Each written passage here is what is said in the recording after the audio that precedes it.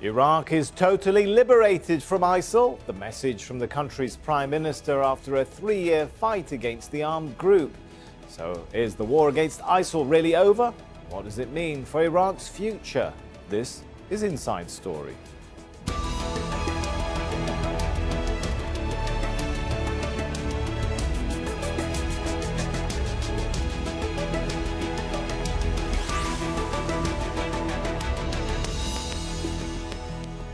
Hello and welcome to the show. I'm Sami Zeidan.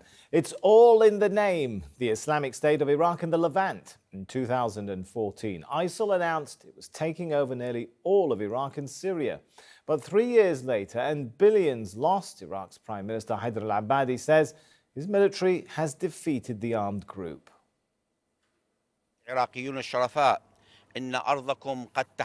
Honourable Iraqis, your land has been completely liberated. Your cities and villages have been returned to the nation. The dream of liberation has become a reality. We achieved victory in difficult circumstances, and with God's help, the steadfastness of our people, and the bravery of our heroic forces, we prevailed.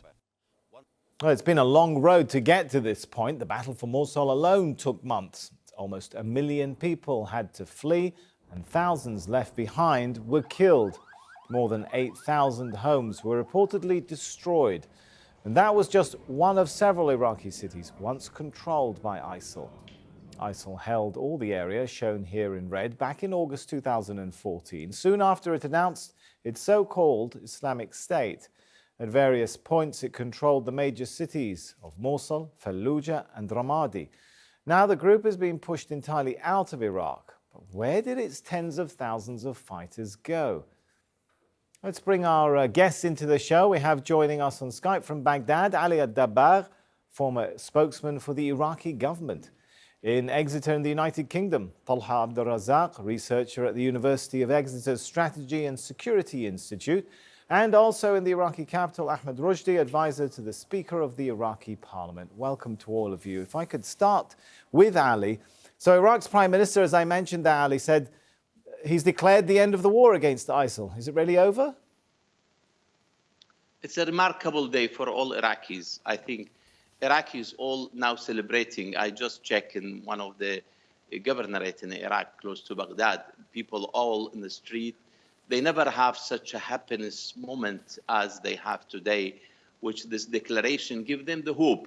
The most important that Iraqis go to hope in the future, although that the future will have challenges, huge challenges to the country and to the Prime Minister and all to all politicians. But even though Iraqis have, they are celebrating such a day, which is a real victory on the country, compared with what we had in June 2014 of a failure of the military, failure of the hope for Iraqis, and it was an existence issue for the country. With all the challenges, with all the problem and difficulties, finally Iraqi did it, and they had now country liberated from one of the horrific event in the history of the country. All right, so celebrations, happiness and hope. The war is over. Tallha, do you agree with that analysis? I think it's overly optimistic. I mean, to say that all the Iraqis are celebrating is frankly insensitive, I think, and with all due respect to our fellow guest. You have hundreds of thousands of Iraqis, mostly Sunni Arabs, who are stuck in, refugee camps. They've been internally displaced. And it's of the utmost importance that these people are returned to their homes, and not just returned to their homes. Services must be restored to these people before they can actually truly feel happiness. Of course, everyone wants to be liberated from a terrorist organization like Daesh. But there's only so much that someone can claim as a victory. So when the Prime Minister Haider al-Abadi is talking about finally liberating all Iraqi lands from ISIS, one has to always bear in mind that they actually began as an insurgent, asymmetric warfare capability group. They were not always holding territory, and they will simply revert back to that. This is just mainly a reality check, really.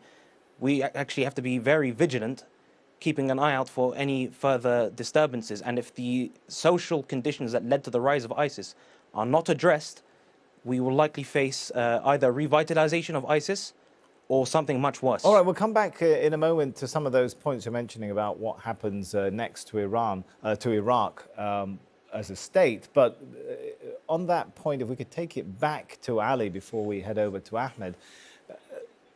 The spokesman for the State Department, the US State Department, sounded less sure than you are today, Ali. Let me read a quote. She said, Iraq's liberation does not mean the fight against terrorism or even against ISIS in Iraq is over.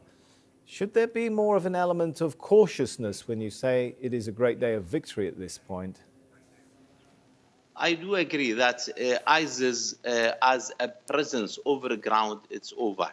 But definitely they will go underground and they will be, as our guest said, they will be insurgent, definitely. Not only for this challenge is not only for Iraq, it will be for the whole region. But as a state, this is what we have because Iraq being occupied 1/3 or 40% of the Iraqi territory being occupied by the state, which is so-called the state. Now it has been liberated. Definitely, we do have the challenges. As I said, challenges are huge. And one of them is people, refugees, displaced people, definitely. But what to do?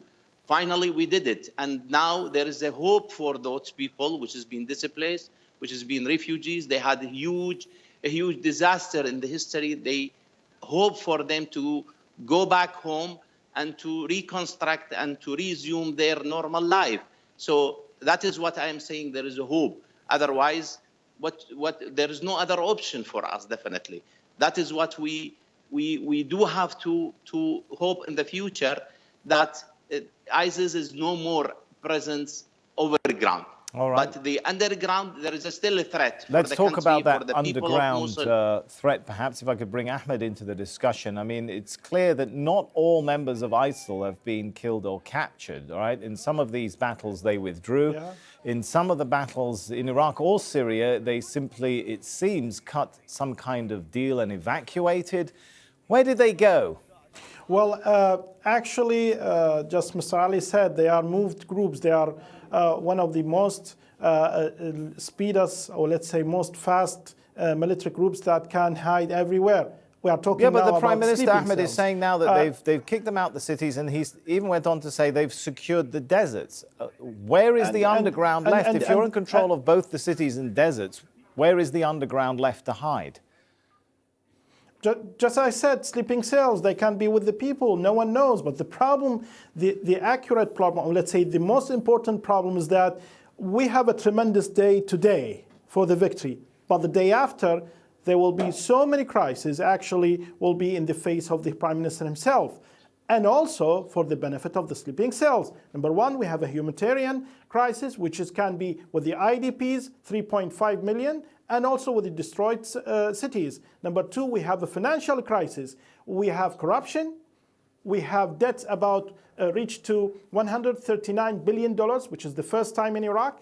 And the third thing is that we have reduced central bank cash reached to $37 billion.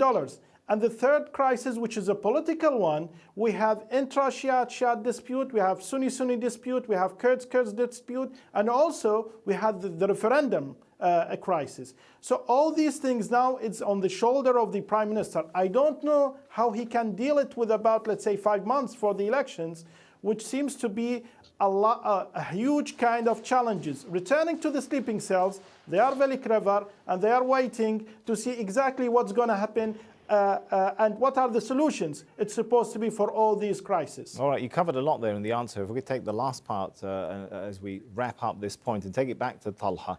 What sort of posture, Tallha, do you expect these sleeping cells to now take? Do they go back to being a guerrilla force?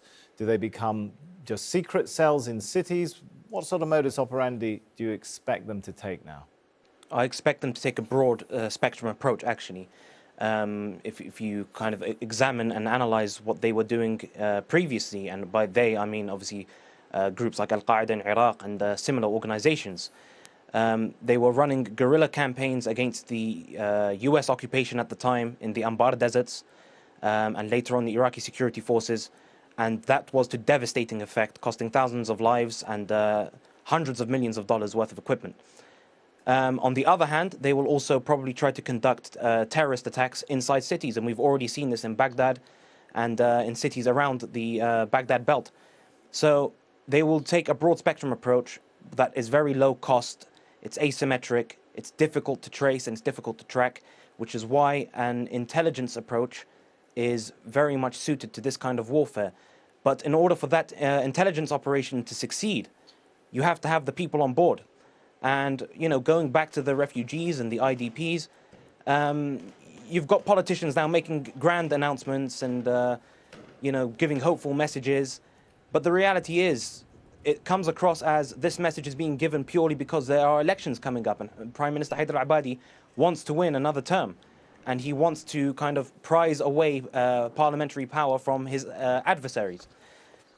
The actual reality on the ground is not much different from what we saw in 2014, before ISIS jumped onto the scene with such explosive force. So until that is addressed, we just have to bear in mind that the last, you know, person who declared that Iraq was liberated was George W. Bush, and it led to all the turmoil that we see today. So I think we ought to be very, very cautious about this. Circle. The point taken. Exactly, I like the statement you made there. You have to have the people on board.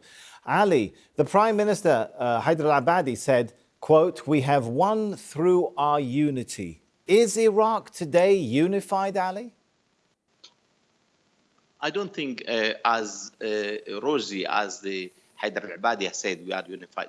We are inheriting huge difficulties and problems, and definitely there is a differences, there are disputes, and especially take in consideration election is coming. Election is just a few months. Definitely that will be widened. There will be huge difficulties with the Kurd, with the Sunnis, inter-Shia, inter-Sunnis. But what is the option? So what is Iraq what is the then chance? today, what is the Ali? alternative? Is it, if it's not a unified state, what is Iraq? Well, it is. We have difficulties, a problem. But as I want to say that we have no option, only to have the election, only to change, only to make a new good governance, and to change the situation which led to ISIS to occupy the country. That is the only option left to Iraq. Definitely, we are inheriting, as the others, all the region inheriting huge difficulties and problem, and Iraq is not exclusive from this region. Definitely, we had much more from the other countries. But what is the option? We have to exist, we have to live, we have to co-live among each other and to find solutions for all the difficulties. If we couldn't find solutions, we could manage that differences. All right, let me give Tallha, you wanted to come in on that. Go ahead. Yeah, I'm just curious as to the gentleman from Baghdad. I mean, I agree, elections are very important. We need to kind of get a reflection of the will of the people in government. That's fantastic, and no one disagrees with that. But how are we supposed to have free and fair elections when you have hundreds of thousands, millions in fact, who are displaced in refugee camps? Their primary concern is survival. It's not, political manifestos. I think we need to kind of understand. I think Ali's point was, though, what's the alternative? Not hold elections because a lot of people can't participate, Tallha? The alternative. Well, no, the alternative is to, I mean, if we look at, for example, the last elections, 2014, much of the al-abadi population could not vote simply because there was no security in the region. So that's millions of people who were left out of the political process. That creates more marginalization. What needs to be done is to have a transitional period whereby, enough security, I'm not talking about total security, that's unrealistic, but enough security can be put in place, as well as the restoration of services, so that people can stop just thinking about survival. Let me give Ali a chance to come back in on that. What do we want for the future of our country? Ali, you posed the question, what is the alternative, Ali? How do you respond to those who say, well, maybe the alternative is things like Baghdad redistributing the budget in a fairer manner, changing the constitution, empowering governors, scrapping the anti-terror law, some of those measures that Sunnis say keeps them marginalized. Then you might get a better Sunni participation in elections. Definitely. I do agree that Sunni need to heavily participate and fully participate to feel that they are part of this country. No, but doesn't the Baghdad government need to do something to help them to participate? Right, you are right. But then we do need to start, which first come, chicken or the egg? This is the thing. Now, either two alternatives, either to have election and change the whole politicians, which they destroy the country, or do we continue on a such situation, very corrupted situation? We have to change. We have to find the people are willing to change, and there is no other alternative. All right, let me put the question to Ahmed. How much of a plan for reconstruction, for development in some of these areas which have been taken back from ISIL, how much of that sort of plan has the government unveiled? Are you satisfied? I mean, you advise the Speaker of the Parliament. What do you say to politicians? Well, none of, I didn't see, or all the parliament didn't see any plan from the Iraqi government to rebuild all these cities. Actually, they made only 2% from the budget for the liberated area.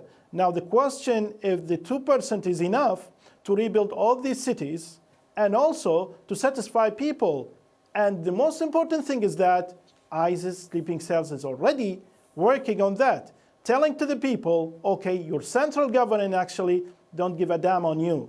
What they are doing now is actually giving only promises. Now, the Prime Minister himself saying that we must prioritize our government in a way or another. Now, it's supposed to be the first thing, the IDPs. Then the budget came with only 2% for the destroyed areas. What's happened is that inside the parliament, actually the Sunni MPs pushed the budget to the government saying that we will not accept it, it will not helpful. And at the end, you need to make election. If you want to make election in April, it's supposed to be the IDPs returning home first. And secondly, make them willingly go to election, is that we are doing our best, just be patient, and at the end, we are all going to fight Daesh in a way or another. Now, all these things is not happening, actually. All right, let me pose a question to Tallha. One of the demands of people in some of the areas where ISIL has been pushed out is that they don't want to see Shia militias dominant in those areas. They want to see regional, provincial perhaps, security forces to take over. How, I guess, realistic is it to expect the dismemberment or disbanding now of the popular mobilization forces, which was such a key force in the fight against ISIL, Tallha? I think it is entirely unrealistic to expect the disbandment of the Hashd al-Sha'bi, the popular mobilization forces. Just recently, within the past day, one of the main leaders of the popular mobilization forces, Qais al-Khaz'ali, was actually on the Israeli-Lebanese border having a tour with the Hezbollah operatives. So, you know, these guys are heavily backed by a regional power, which is obviously Iran, and they wield incredible influence not only within Iraq but across the border in Syria and further on in Lebanon. So when you're looking at power dynamics that stretch across a geopolitical space, when you try to focus that within solely the Iraqi sphere, you begin to appreciate the level of difficulty that the Iraqi state and people, this is a social problem as well. So Tallha, if I may jump in here, who's in control right now of those areas where ISIL is being pushed out? You can just take a look at footage from Mosul, from Fallujah, from various cities that have been recaptured by the Iraqi government, and you can find recruitment offices and headquarters and everything else for Shia militias. Right. And these are predominantly Sunni Arab cities. So that's going to build a lot of discontent and hatred. And you do not want that to be an open door for more extremist groups. Got it. Ali, please weigh in. Yes. Sami, one of the units has been declared today. They declare they are dissolving themselves and they put the things in the hand of the Prime Minister. I do agree that the mobilization unit is one of the challenges, but definitely they did a good job. They had participated in liberation of the country, although that many mistakes. We do agree, but at the end, this is in all countries, in everywhere where being occupation is there. There are popular units has been participating, and then you have to find a solution. You have to find, and the risk, everybody is worried, definitely. But they have, what is one of the challenges of Haider al-Abadi, they have how to occupy them, how to accommodate them within the within his power within the military forces, and not to be is as it, individual is it realistic, things, though, which is Ali? loyal I mean, to some parties. Haider al-Abadi take on these militias? One may be announcing at least that it's disbanding. Wouldn't that really put Haider al-Abadi on a collision course, not only with the most powerful military forces in the country, but with Iran, which backs many of them? No, but he cannot ban them. Banding is not on a table. They have to accommodate them in a way or other in the military forces as individuals. That won't be a continuation of sectarianism if they continue just with a different label? No, they are part of the country. They are part of the Iraqi people, and they have a right. What about those who are accused of committing war crimes, Ali? What happens to them? Well, that definitely we do agree, and we do united against them. That they have to be being taken to the court, and they have to face the justice, and they have to be punished. I'm sorry, heavily by any crime. No one's been held accountable, All and right, there have been no trials. I promised. We'll come to you in a minute, Tallha, but I promised Ahmed we'll give him a chance. Weigh in on this for us, will you, Ahmed? Well, Sami, let us be realistic. Now, the 70% of the war game against Daesh was in the hand of the coalition, in the hand of the American forces. Then after that, the high percent of the Iraqi forces was the anti-terrorism task forces. We are talking about the Golden Brigade, who lost about 5,000 soldiers in Mosul, in the Mosul combat. Then after that, the federal police, who lost about 3,000 soldiers. Then the PMF will come to as a response for what's happened in the combat in Mosul or in other areas. We all know that. So let us be realistic and put the numbers well, because at the end, if you want to make some sort of ceremony, just like what's happened today, the Prime Minister himself, as we all saw, is that the first was the Golden Brigade, the anti-terrorism task forces, then the federal police, then at the end the PMF forces. So that means we must put, or let's say, give everyone his share of duties, his share for his sacrifices. Now, for the result, or let's say the future of the PMF, it's under the hand of the Prime Minister. There is a law about the PMF, and it's supposed to be one of the major points in the law is that if there is no combat, at the end the PMF will have some sort of emerging inside the ministries, or let's say the Ministry of Defense. That's supposed to be the way it works, Ahmed, but many analysts say that is not the way it works, that many of these militia are beholden to influence funding and equipment from Iran. Yes, but Sami, the Prime Minister said there are 13% of the PMF, they are not existed. They are astronaut. All right. First, and secondly, they have a budget. So Iraq have a financial crisis from where he will get the money to give them to give the 50,000 PMF forces. It's a way of managing things. If it will not happen on a way or another, that the 50,000 will be either emerged inside the military forces or be dismissed, there will be another financial crisis for Iraq, and he will not pay for them anymore. So this is the and Iran won't step in to fill the gap, the funding gap, you don't think? Let me put that question to Tallha there. I promised I'll give you a chance to come back in. I think we've only got a couple of minutes left, so go ahead, Tallha. So, I mean, we've got a number of problems here with the PMF. First of all, as Dr. Ahmed Rushdi was saying, there is legislation regarding the PMF, and the thing is, it's been recognized as a formal part of the Iraqi armed forces. So therein lies the problem. There are units, and there are various, you could say even terrorist organizations within the PMF. Some of them are listed by the United States government as terrorists, like Abu Mahdi Muhandis, and these units have been responsible for war crimes in Iraq. There has been zero accountability. And one of the main points of a democracy is to have transparency, accountability, and a judiciary that can hold these people to account. All right. Otherwise, we're just going to have chaos. I'm afraid we are out of time. I hate to end on a less than optimistic note there, chaos. But let's hope that the coming days will bring some more positive news and we'll be able to have this chat again. And hopefully some better developments. For now, let's thank our guests, Ali Dabbagh, Tallha Abdulrazaq, and Ahmed Rushdi. And thank you too for watching. You can see the show again anytime by visiting our website, aljazeera.com. Or for further discussion, head over to our Facebook page. That's facebook.com/AJ Inside Story. You can also join the conversation on Twitter. Our handle there is @AJ Inside Story. From me, Sami, Zeidan, and the whole team here. For now, it's goodbye.